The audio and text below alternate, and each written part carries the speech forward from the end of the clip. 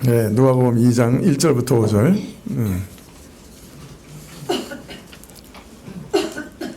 찾으신 신약 89쪽인데요. 찾으신 줄 알고 봉독해 드리겠습니다. 누가복음 2장 1절부터입니다. 이때 가이사 아수구도가 영을 내려 천하로 다 호적하라 하였으니 이 호적은 구레뇨가 수리아 총독되었을 때 첫 번 한 것이라. 모든 사람이 호적하러 각각 고향으로 돌아가매 요셉도 다윗의 집 족속인 고로 갈릴리 나사렛 동네에서 유대를 향하여 베들레헴이라 하는 다윗의 동네로 그 정운한 마리아와 함께 호적하러 올라가니 마리아가 이미 잉태되었더라.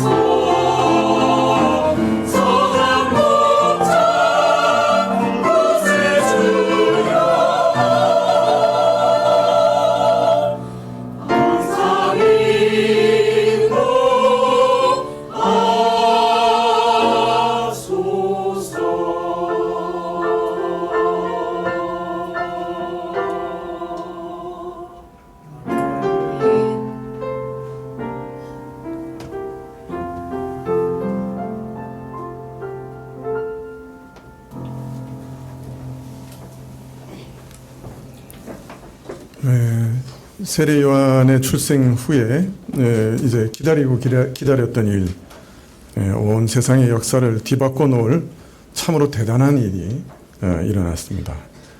바로 예수님께서 탄생하신 일이지요. 그 탄생하게 된 과정을 이렇게 누가가 설명하기를 2장 1절에 이때 가이사 아수구도가 영을 내려 천하로 다 호적하라 하였으니 이 호적은 구레뇨가 수리아 총독되었을 때 첫 번 한 것이라. 예수님의 탄생 시기를 먼저 말씀하고 있습니다. 누가는 예수님이 가이사 아수구도가 영을 내려 천하로 다 호적하라고 한 때에 태어나셨다, 그렇게 밝힘으로써 예수님의 탄생을 로마 제국의 역사와 관련짓고 있습니다. 이는 누가가 예수님의 탄생을 세계 역사의 시각에서 바라보고 있다 하는 것을 알리는 것이겠죠. 예수님의 탄생이 선민 이스라엘의 역사에만 영향을 끼치는 일이 아니라 이스라엘을 넘어 모든 이방민족, 나아가 인류 전체의 역사와 연결되어 있는 매우 중차대한 일이다 하는 것을 알리고자 하는 것이 아닌가 짐작이 됩니다. 누가복음의 속편인 사도행전에서 누가는 바울이 로마에서 죄수의 몸으로 복음을 전한 내용으로 그 책을 마무리하고 있는데요. 이것을 보면 로마 황제 가이사의 호정령에 따라 수리아 총독이 처음 시행한 호적 등 로마 제국의 역사와 관련지어 예수님의 출생을 누가가 기술하고자 한 의도가 복음이 유대인의 울타리를 넘어 땅끝까지 전파될 것을 의식한 것과 관련이 있다 생각해도 무리한 추측은 아니다 할 것입니다.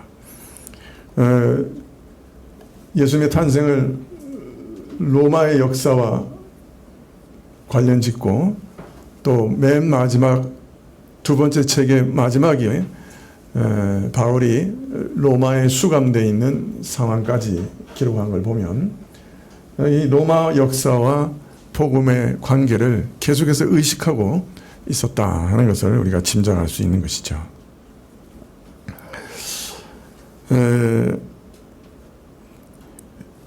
그런데 사실은 예수님의 출생이 이처럼 로마 제국의 역사와 관련이 있을 뿐 아니라 예수님의 일생도 로마 제국과 무관하지 않았지요. 예수님께서 공생의 당시 이스라엘은 로마의 식민지였습니다. 로마의 지배를 받고 있었죠. 무엇보다 예수님의 생애를 마감하는 십자가의 처형 역시 형식적으로는 로마 총독의 손에 의해 집행된 것이죠.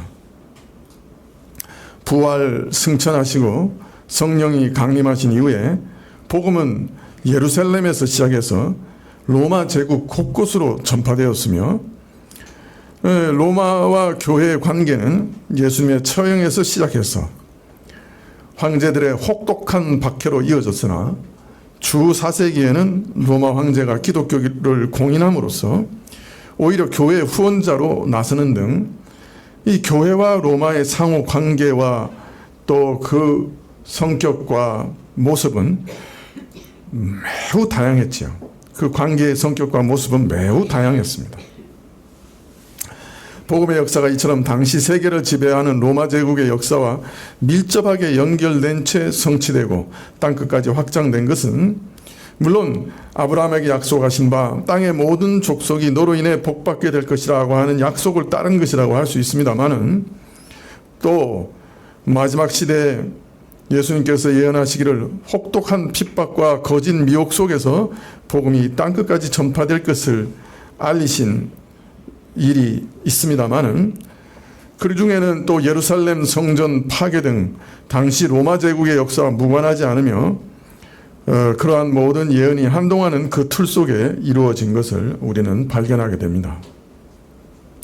이런 점을 고려하면 누가가 예수님의 출생을 기술하면서 굳이 로마 역사와 관련 지은 의도는 복음의 기쁜 소식으로 온 인류를 복되게 하시려는 하나님의 뜻이 믿음과 불신앙, 핍박과 박해, 또 후원 이런 다양한 모양과 방식으로 로마 제국의 치세하에 드러나게 될 것을 이처럼 의식하고 기록한 것이라 여겨집니다.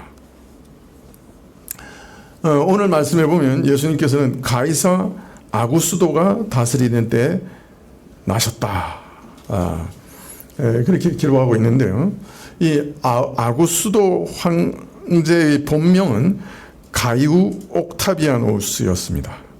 그는 BC 27년부터 AD 14년까지 로마를 다스렸는데요. 그는 그 유명한 율리우스 시저의 외손자였는데요. 그는 외조부의 이름을 따라 가이우스 율리우스 시저로 이름을 바꾸었다가 BC 27년에 로마 원로로부터 아우구스투스, 위대하고 고귀하며 지극히 숭배받는 자라는 칭호를 부여받습니다. 그래서 그 후 그는 시저 아우구스투스로 명명되고 최고의 권위자가 되었죠. 그래서 그것을 오늘 우리말 성경에는 가이사 아구스도 이렇게 번역하고 있습니다. 그는 역사상 로마 최초의 황제로 인정받고 있고 로마 공화정을 무너뜨리고 이후에 황제정을 시작한 최초의 황제로 기억되고 있습니다. 역사상 이 황제가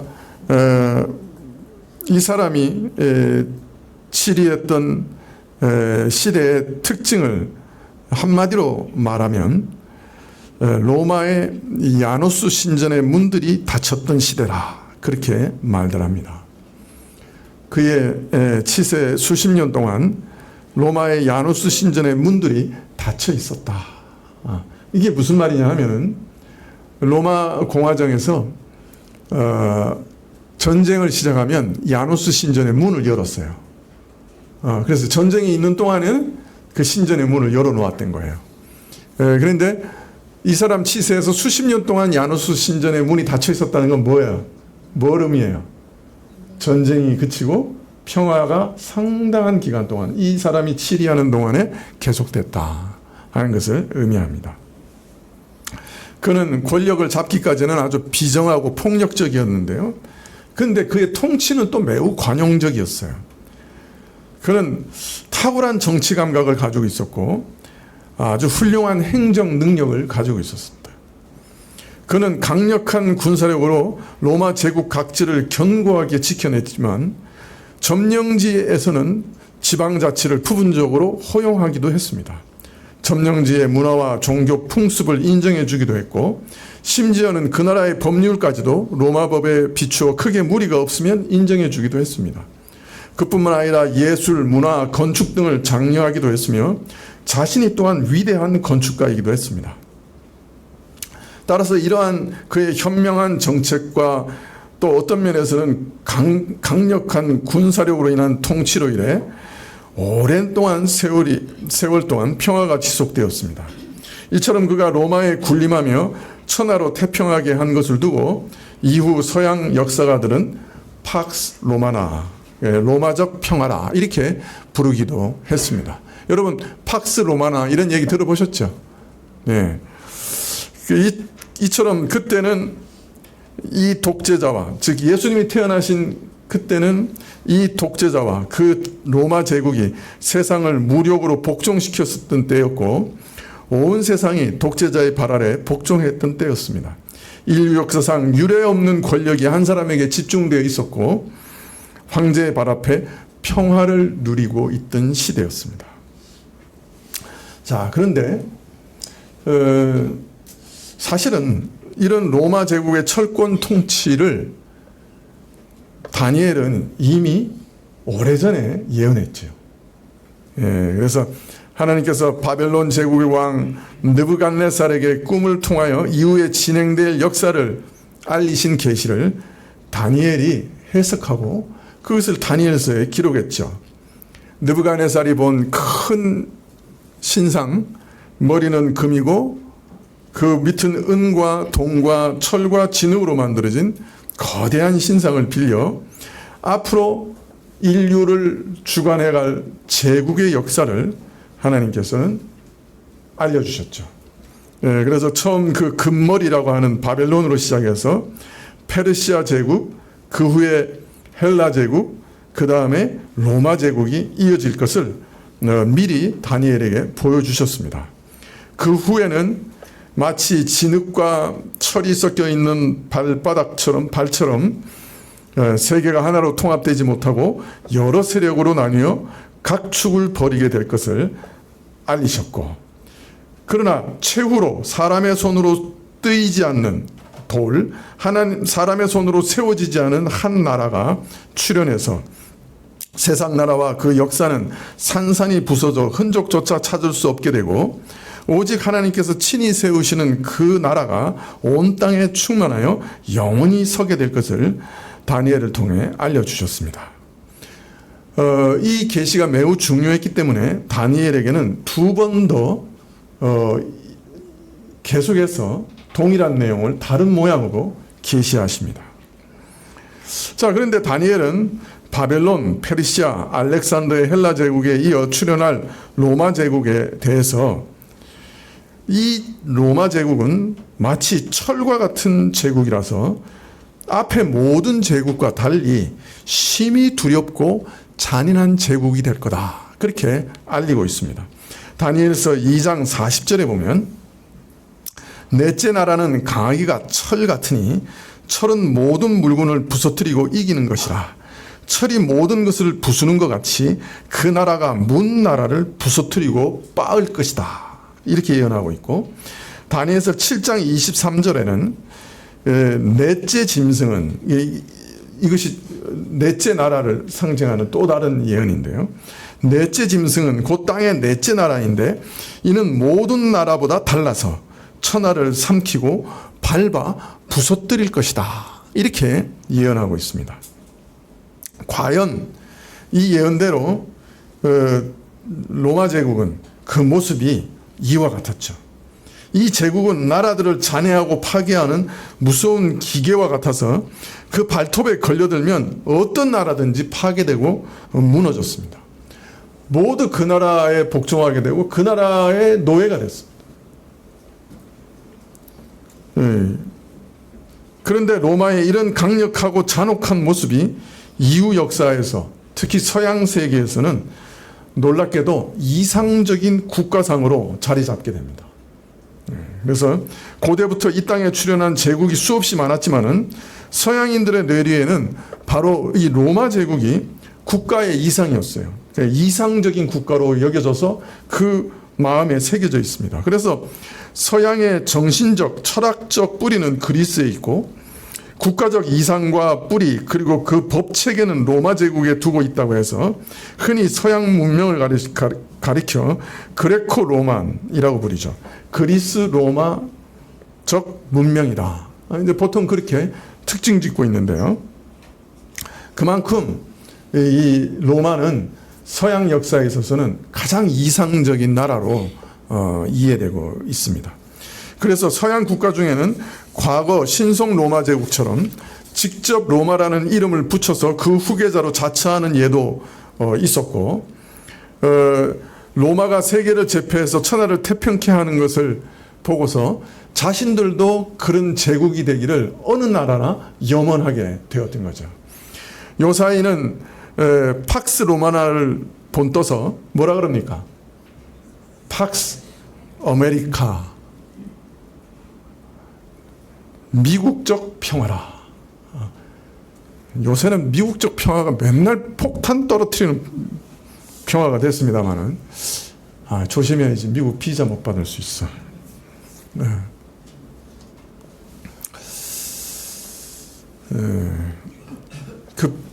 계속적으로 뿌리가 같아요. 사실은 똑같은 것을 추구하고 있는 거예요. 미국을 대표하는 새가 독수리죠. 로마의 군기의 맨 꼭대기에 있었던 게 독수리예요.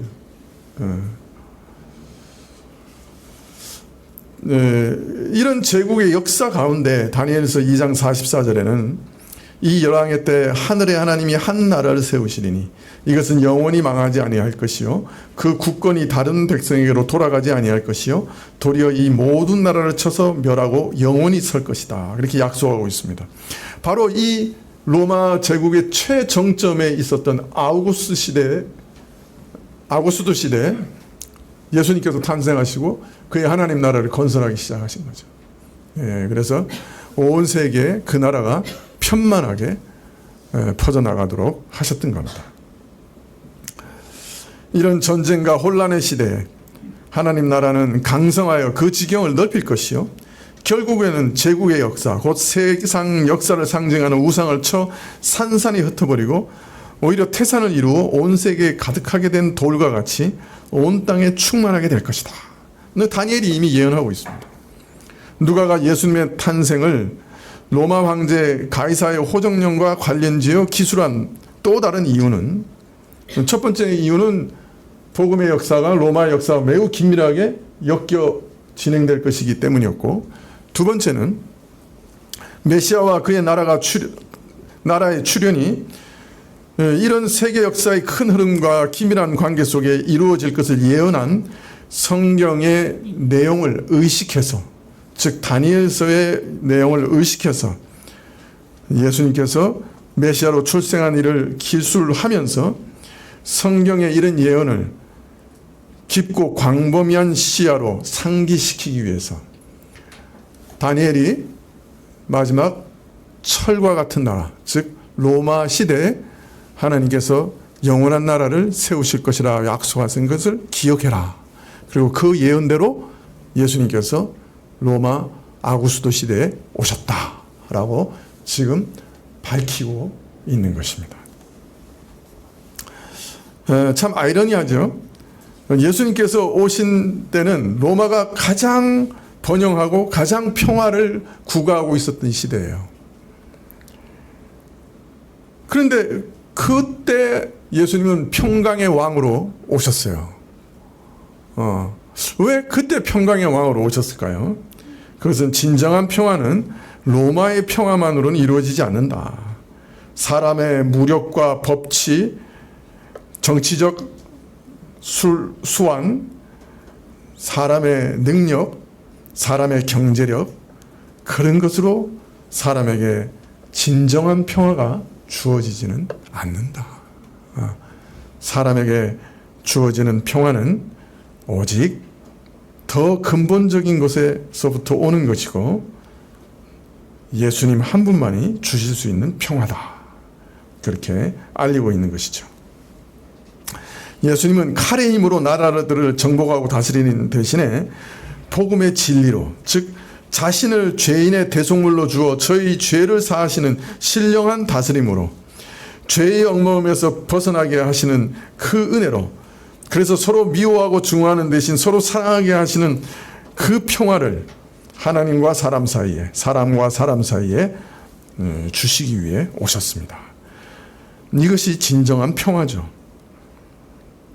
이처럼 예수님께서 많은 피를 흘려 세계를 정복하고 칼의 힘으로 다스려 평화를 유지하는 제국의 역사가 그 절정에 이른 때에 그 무자비한 철권 통치로 말미암아 사람들이 잔인한 평화 아래 살고 있을 때 영원한 하나님 나라를 세우시고 다스리심으로써 세계의 역사를 근본적으로 바꾸어 놓을 평강의 왕으로 이 땅에 오셨던 겁니다.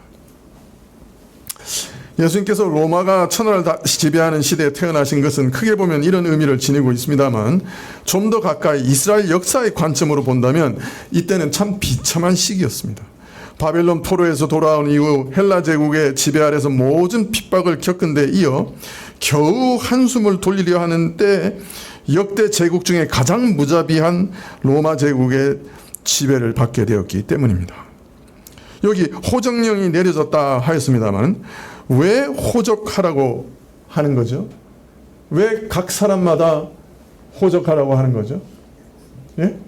세금을 거두고 또는 군대를 소집할 때, 그죠? 사람들 수를 세워놓고 징집하기 위해서. 자, 그러므로 호정령이라고 하는 것은 식민지 백성에게는 참 가혹한 것이죠. 무거운 짐이여 걱정거리였고 사실 그 때문에 반란이 일어나기도 했습니다. 또 이 호정령이 구레뇨가 수리아 총독되었을 때 첫 번째 한 것이라 이렇게 밝힌 만큼 이 호정령이 한 번만 주어진 게 아니고, 그죠? 여러 번 시간이 지나고 거듭 계속되었다 하는 것을 암시하는 말씀이라고 할 수 있죠. 이처럼 로마의 수탈은 그치지 않고 계속되었던 것이죠.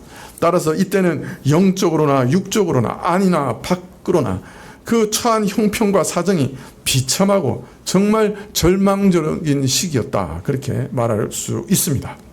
자, 이때 메시아가 베들레헴에 오셨습니다. 2장 3절에 모든 사람이 호적하러 각각 고향으로 돌아오매 요셉도 다윗의 집 족속인 고로 갈릴리 나사렛 동네에서 유대를 향하여 베들레헴이라고 하는 다윗의 동네로 그 정원한 마리아와 함께 호적하러 올라가니 마리아가 이미 잉태되었더라.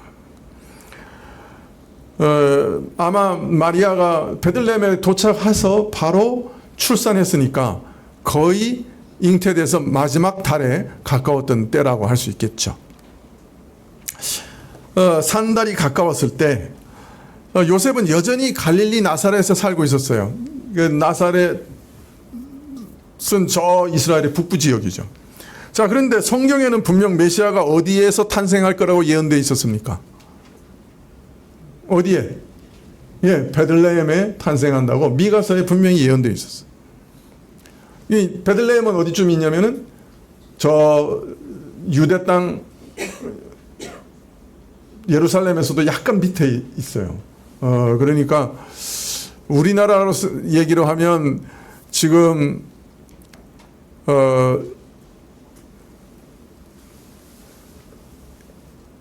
요셉과 마리아는 한경북도에 살고 있는데 예언은 저 대전쯤에 메시아가 태어난다 예언되어 있는 그런 형국이에요. 자, 그런데 그래서 미가서 5장 2절에 보면 베들레헴 에브라다야 너는 유다 족속 중에 작을지라도 이스라엘을 다스릴 자가 내게서 내게로 나올 것이라. 그 근본은 상고요 태초니라. 미가는 여기서 메시아에 대한 두 가지 예언을 하는데요. 첫째는 메시아가 베들레헴에 나실 것이다 라고 얘기하고 오실 것이다 얘기하고 메시아는 베들레헴에 탄생하실 것이다. 둘째는 그의 기원에 대해서 말합니다. 그 기원은 태초의 영원에 거슬러 올라간다. 즉 상반절은 이스라엘을 구원하러 오실 메시아의 탄생과 관련해서 베들레헴이라는 장소적 배경을 강조하고 있고 하반절에서는 메시아가 탄생 이전에 태초부터 존재했다고 하는 시간적 배경을 강조하고 있습니다. 즉 장소와 시간을 알려주는 대꾸를 가지고 노래하고 있는 거죠. 이처럼 미가는 메시아가 베들레헴에서 탄생할 것이라고 예언했고 요셉과 마리아는 분명 갈릴리 지방의 나사렛 동네에 살고 있었고 3달이 가까웠습니다. 아마 어떤 엄한 강요와 필요가 없는 한 남쪽 유다 지방 베들레헴으로 그 멀고 힘든 여행은 엄두조차 낼 수 없었을 거예요. 그죠? 곧 아이가 태어날 것 같은 그 상황에서 누가 100 몇십 킬로나 떨어져 있는 베들레헴으로 일부러 갈 사람이 어디 있습니까? 근데 성경에는 500년 전에 미가서에 분명 베들레헴에서 메시아가 난다고 돼 있었어요. 근데 메시아를 잉태한 마리아는 갈릴리 나사렛에서 지금도 마지막 산달 직전까지 살고 있는 거예요. 자, 이 문제를 어떻게 해결했느냐? 누가 해결했다고요? 이 문제를? 예? 예? 가이사? 예, 아구스도가 이 문제를 해결했어요. 로마 황제가 이 문제를 해결했어요. 그가 호종령을 내렸어요. 그 명령이 로마 제국의 한 변방 식민지에도 지중해 동쪽 끝에 저 시끄러운 작은 나라에도 팔레스타인에 있는 작은 나라에도 전달됐던 거예요. 이 호정령을 받은 헤롯은 이것이 가져올 파장을 잘 이해했고 심각하게 고민했던 것 같아요.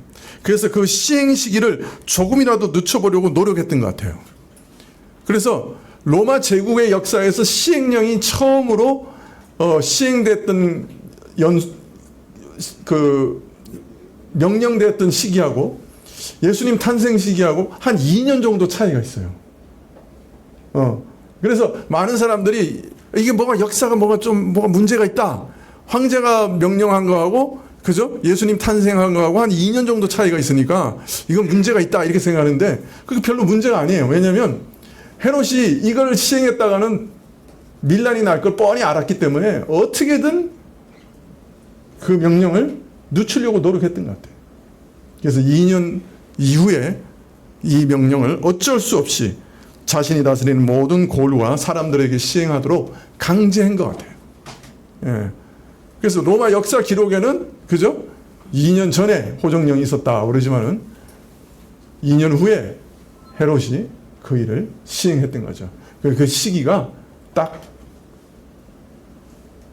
마리아가 잉태해서 해산할 그 시기에 맞아들게 된 거죠. 그래서 이 일이 일어났어요. 갈릴리 나사렛에 저 이스라엘 북쪽에 살던 요셉도 그 본향이 유다 땅 베들레헴이었기 때문에 이스라엘의 남쪽 지역까지 임신 중인 정혼녀 마리아와 함께 호적하러 고향 베들레헴으로 올라갔습니다. 로마 제국의 그 수많은 군중들과 마찬가지로 저들은 고향으로 호적하러 갔습니다. 이 두 사람은 오늘날 우리 중 두 사람이 미국의 대통령이나 중국의 대통령 아니죠. 주석이나 그 사람들에게 아무 영향도 미치지 못하는 것과 마찬가지로 가이사 아구스도와 로마 제국에 아무런 영향을 미치지 못하는 미미한 존재들이죠. 오히려 이처럼 막강한 로마 제국의 영향력 아래 저들이 강제하는 대로 할 수밖에 없는 연약한 존재들이었죠. 그래서 3달이 다 된 아내와 함께 그 먼 길을 흙먼지를 뒤집어 쓰고 터벅터벅 걸어갈 수밖에 없었던 거예요.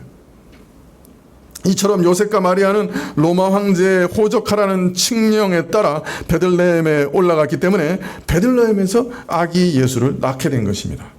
자, 그러나 사실을 보면, 역사의 이면을 보면 이미 그리스도께서 베들레헴에서 출생하실 것을 옛 선지자가 예언한 것을 볼 때 하나님께서는 이 약속을 이루시기 위해 당시 로마 제국의 황제를 움직이고 사용하신 것이 실제로는 역사의 이면인 거죠. 그죠? 로마 황제는 자신과 제국의 유익을 위해서 여러 가지를 고려해서 호적을 하라고 명령했을 거예요. 나중에 그 나름의 정치적 이유가 있었던 것이죠. 그러나 자신이 지금 하나의 도구가 되어서 메시아가 예언한 대로 베들레헴에서 탄생하게 하도록 이런 일을 하고 있다고는 꿈에도 생각하지 못했을 겁니다. 우리도 마찬가지입니다. 유다 땅 조그마한 고을에서 이름 없이 탄생하는 한 아이를 위해서 온 로마 제국이 움직였다고 하는 사실을 지금도 받아들이기 어렵기는 마찬가지입니다. 오히려 로마 제국의 거대한 역사의 흐름에 편승해서 예수님께서 베들레헴에서 출생하신 게 아닌가 생각할지 모릅니다. 사실 세속적인 시각에서 보면 예수님의 베들레헴 출생은 거대한 로마 제국 역사의 작은 편린에 불과할지도 모릅니다. 그러나 사실을 말하면 사람의 눈에 거대하게 비치는 그 로마 제국의 역사가 메시아 출생 예언의 성취를 위해 잠시 사용된 도구 내지 부수적인 편린, 작은 조각에 지나지 않다 하는 것이 사실인 거죠. 그래서 이사야는 보라, 그에게는 열방은 통에 한 방울 물 같고 저울의 적은 티끌 같으며 섬들은 떠오르는 먼지 같다, 그렇게 노래했습니다. 비록 우리 눈에는 거대한 것으로 비치나 실상은 이처럼 로마 제국도 메시아 앞에서는 역사상의 한 작은 점에 불과하고 나타났다가 꺼져버린 먼지 같은 존재일 뿐인 것이죠. 더하여 로마 제국 역사 자체가 이후에 보면 그리스도를 위해 마련되고 사용된 점이 상당히 많아요. 로마는 예수님을 위해 마치 모든 것을 준비해 놓은 것 같았어요. 화폐를 통일시켰어요. 지중해 모든 나라의 화폐를 통일시켰어요. 언어를 통일시켰어요. 제국의 온통 길을 다 깔아서, 그죠? 사통팔달 잘 다닐 수 있게 만들었어요. 지중해의 해적들을 소탕해서 배를 타고 어디든지 갈 수 있게 만들었어요. 곳곳에 유대인 정착촌을 허락해서 회당에서 구약의 예언들이 늘 선포될 수 있게 만들었어요. 이런 사전 준비 작업으로 인해 예수님의 복음은 순식간에 로마 전역에 퍼지게 됐어요. 바울이 살아있는 동안에 벌써, 그죠? 로마 전역에 이 복음이 전파되게 됐어요. 따라서 예수님이 로마에 편승해서 오신 것이 아니라 로마 자체가 예수님을 위해 존재했다고 말해도 과언이 아닌 것이죠. 물론 이후에 로마가 신자들을 박해하는 적그리스도의 역할도 많이 수행했지만은, 그러나 끝내는 예수님의 나라에 굴복할 수밖에 없었죠. 왜냐하면 이 초라한 아이의 출생은 평범한 인생의 출생이 아니었기 때문입니다. 그의 존재의 근본이 상고와 영원에 이르는 하나님이신 분이라 땅끝까지 하늘과 땅 전부를 다스려 참된 평강을 베푸실 구주시며, 비록 우리 눈에는 거대한 것으로 비치나 실상 역사상 잠시 나타났다 꺼져버린 로마 제국이나 그 황제의 권세나 영광이 지금 태어난 그리스도의 권세와 도저히 비길 수 없었기 때문에, 그러므로 로마 제국의 역사와 그 권세가 그리스도의 탄생을 위하여 마련되고 사용된 도구에 불과하다고 하는 것은, 또 로마 제국은 메시아의 영원한 나라와 영원한 왕권, 하늘과 땅의 만유를 통일하여 다스릴 일을 위해 사용된 부수적인 존재와 역사일 뿐이라는 사실은 당연하고 자연스러운 일인 것입니다. 하나님은 예수님을 베들레헴에 탄생하게 하시기 위해서 로마 역사 전체를 움직이셨어요. 자, 그러면 지금 우리 주변에 일어나는 수많은 일들 가운데도 이런 일들이 있지 않을까요? 우리는 지금 일어나는 일들의 의미를 다 알 수는 없지만은, 심지어는 내 인생 자체의 의미도 잘 모르지만은, 내가 왜 이렇게 살아가야 되는지, 내가 왜 이런 인생을 살았는지, 그 의미조차도 나 자신, 내가 살아가면서도 내 의미도 모르는 존재지만은, 그러나 예수님을 위해서 로마 제국을 움직이셨던 그 하나님께서 오늘도 온 세상을 다스리고 움직이시며 온 우주를, 우리 인생을 위해 움직이고 계신다고 하는 것을 생각하면 우리 인생에도 이런 비밀스러운 의미가 숨겨져 있지 않을까요? 예전에 몇 년 전에 아프가니스탄에서 탈레반 반군들이 그 나라를 다 점령했어요. 갑자기 그 누구죠? 미국 대통령? 네? 이름 갑자기 생각나. 바이든? 바이든이 갑자기 철수를 명령해가지고 그냥 황급하게 미군이 떠나는 바람에 난리가 났어요. 네, 그래가지고 많은 사람들이 그 나라에서 탈출해가지고 세계 각국으로 흩어졌습니다. 그 중에 380명이 한국에 들어오기도 했습니다. 제가 알기는 이 난민들을 받은 많은 나라에서 교회들이 이들을 적극적으로 지원했던 것을 기억합니다. 이런 일들을 통해서 혹 가운데 그리스도를 믿는 자들이 생겼을지도 모릅니다. 저도 그 사건이 일어날 때 기도한 기억이 납니다. 아프가니스탄에서는 복음을 접하기 어려웠던 자들이라 할지라도 흩어진 각 나라에서 복음을 접하고 예수 그리스도를 믿을 수 있게 해달라고 그 난민들을 위해서 제가 기도했던 것이 기억이 납니다. 왜냐하면 이런 사건 가운데 한두 가정이라도 구원하시려는 하나님의 크신 계획이 있을 수 있기 때문이에요. 네.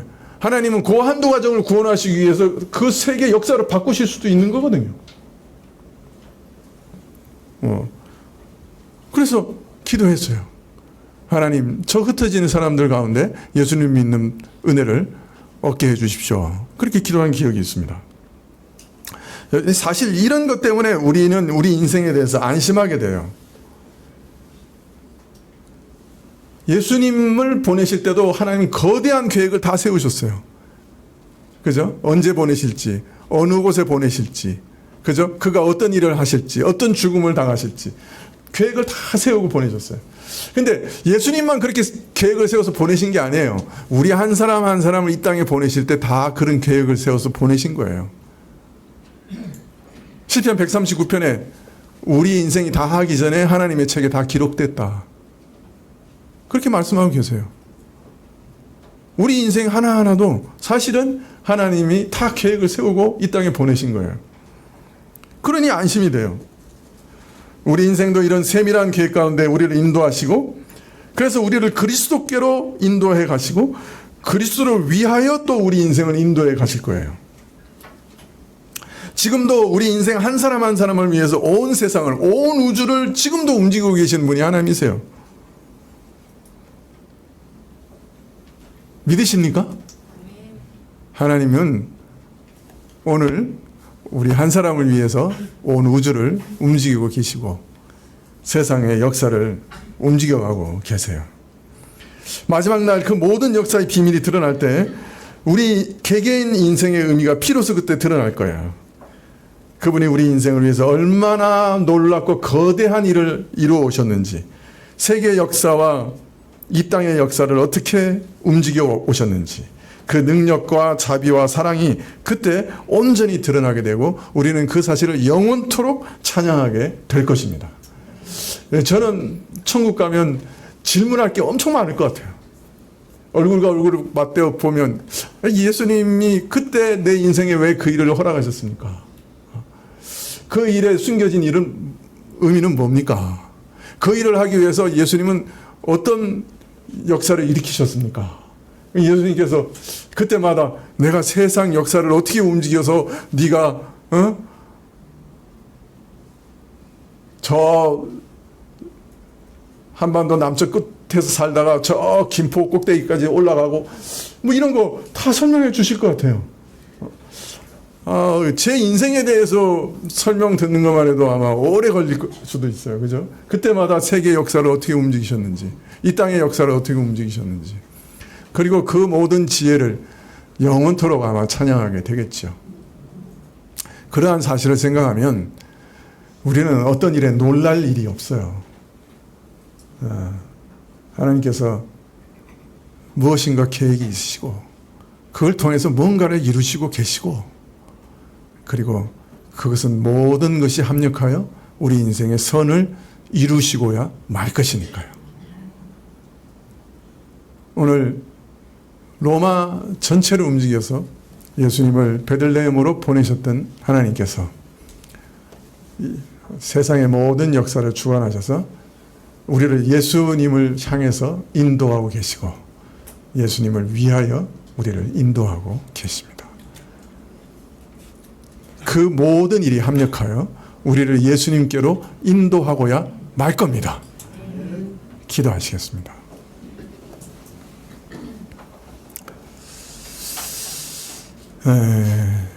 아버지 하나님, 저희가 당하는 모든 일 가운데 하나님이 모르시는 일이 없고, 저희가 겪는 모든 일 가운데 하나님의 허락 없이 되는 일이 없고, 우리가 당하는 의미 없는 일들, 같이 보이는 모든 일에 의미 없는 일이 없음을 저희가 믿습니다.